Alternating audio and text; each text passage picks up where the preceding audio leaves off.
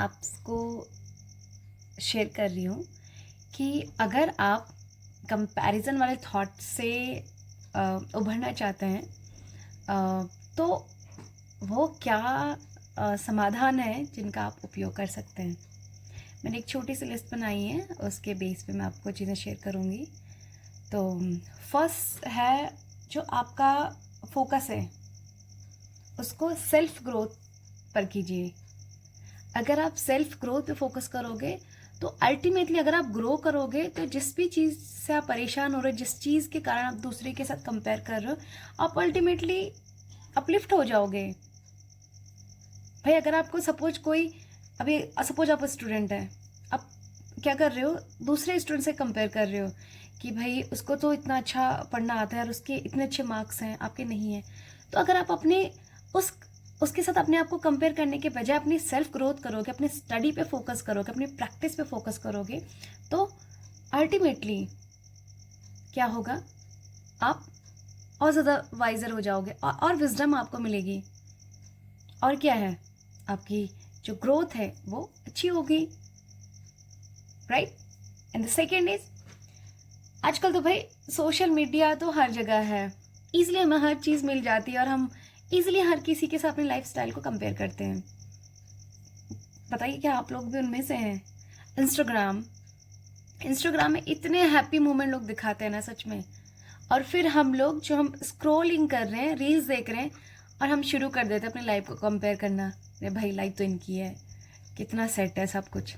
But reality is not that. लोग सिर्फ और सिर्फ सोशल मीडिया पे अपने हैप्पी मोमेंट्स को शेयर करते हैं।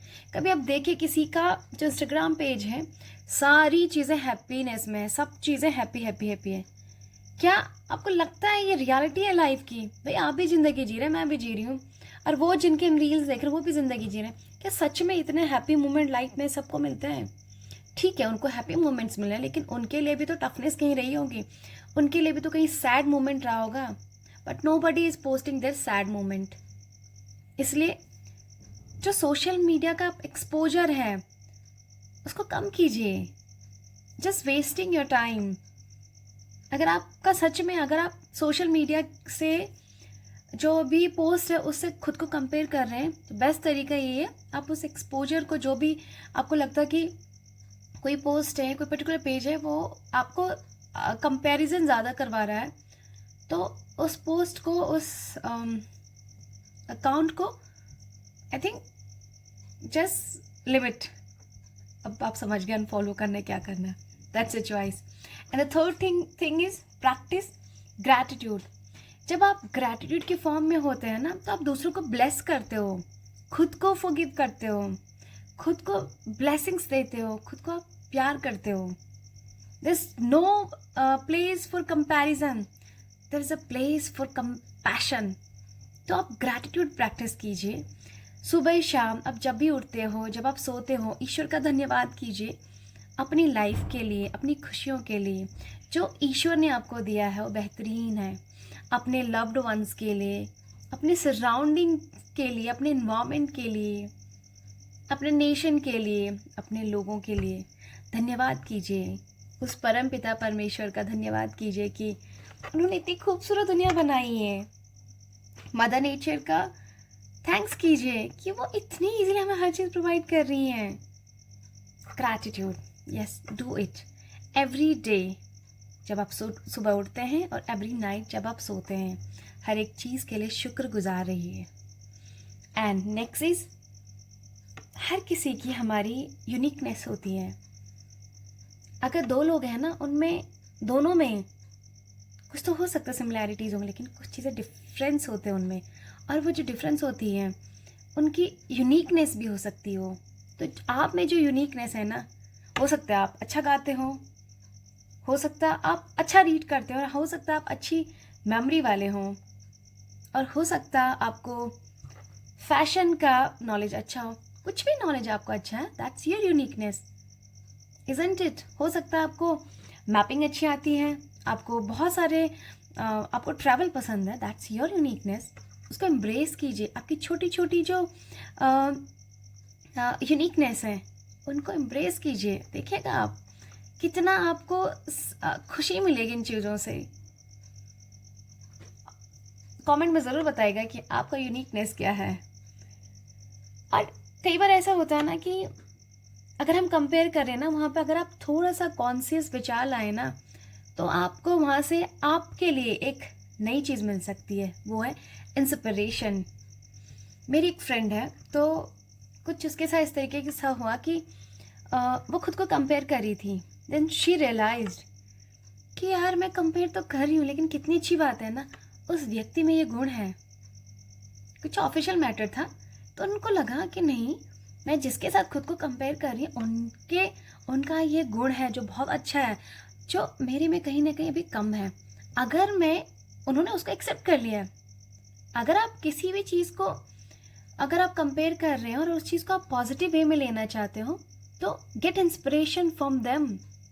और अपने आप को, अगर आपको लगता है कि हाँ यहाँ पर आप पीछे हैं, तो इंस्पायर्ड होके उस चीज़ पे वर्क कीजिए, आपकी विजडम बढ़ेगी। और अगर आप साथ साथ में ना छोटी छोटी जो खुशियाँ हैं, छोटे छोटे जो विन्स हैं आपके, अगर आप खुद को शाबाशी देते हो ना, तो क्या होता है, आपका जो अंदर का बच्चा है ना, क्योंकि एक्चुअली क्या होता है, जब हम बड़े हो जाते हैं ना, तो शाबाशी भी लोग कम देते हैं। छोटे छोटे बच्चे होते हैं, देखिए उनको, कि छोटे छोटे काम जब वो करते हैं, कितना खुश होते हैं हम लोग, हम उनको शाबाश बोलते हैं, शाबाश बच्चे, तुमने बहुत अच्छा किया।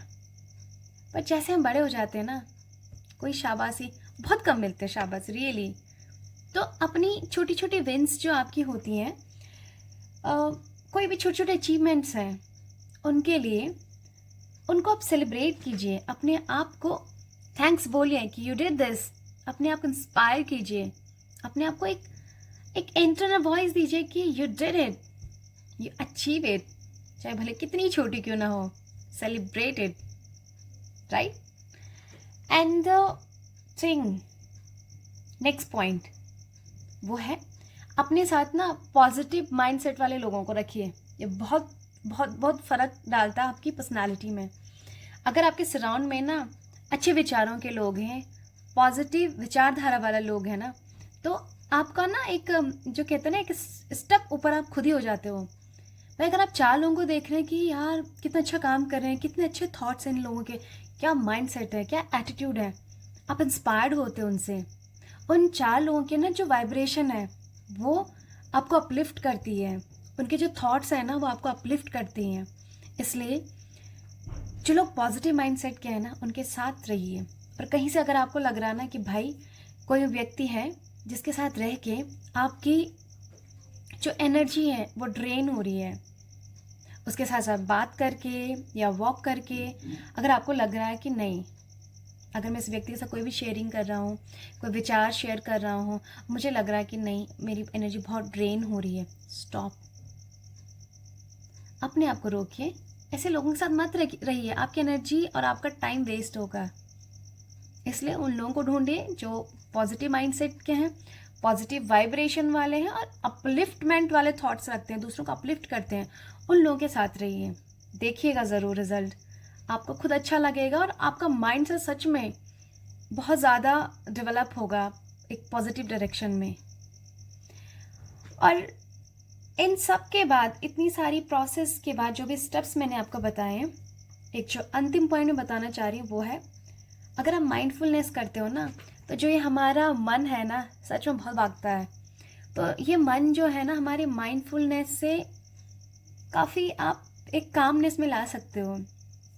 आप जब माइंडफुल प्रैक्टिस करते हो, आप मेडिटेशन कर रहे हो, आपके लिए जो भी माइंडफुल एक्टिविटी है, किसी भी चीज़ को आप फोकस होके कर रहे हो, तो फिर क्या होता है, आपका जो चंचल मन है वो एक आपके कंट्रोल में आता है, वो एक बैलेंस वे में चीज़ों को करता है। आप थॉट्स को let them come let them go वाले सिचुएशन में पास ऑन करते हैं। तो डू माइंडफुल प्रैक्टिसेस। अगर आप कंपैरिजन के जोन में हैं, तो कुछ स्टेप्स मैंने बताए हैं, आई होप ये आपके लिए मददगार होंगे। अगर आपको लगता है कि आपके सराउंडिंग में कोई लोग ऐसे हैं जो कंपैरिजन के लूप में फंसे हुए हैं, तो do share this video with them. और अगर आप भी हैं तो डू कमेंट कि क्या आप भी कंपैरिजन वाले सिचुएशन में फंसे हुए हैं और ये वीडियो आपको पसंद आई और आपको लगता है कि ये मददगार साबित हो सकती है, तो ज़रूर कमेंट कीजिएगा।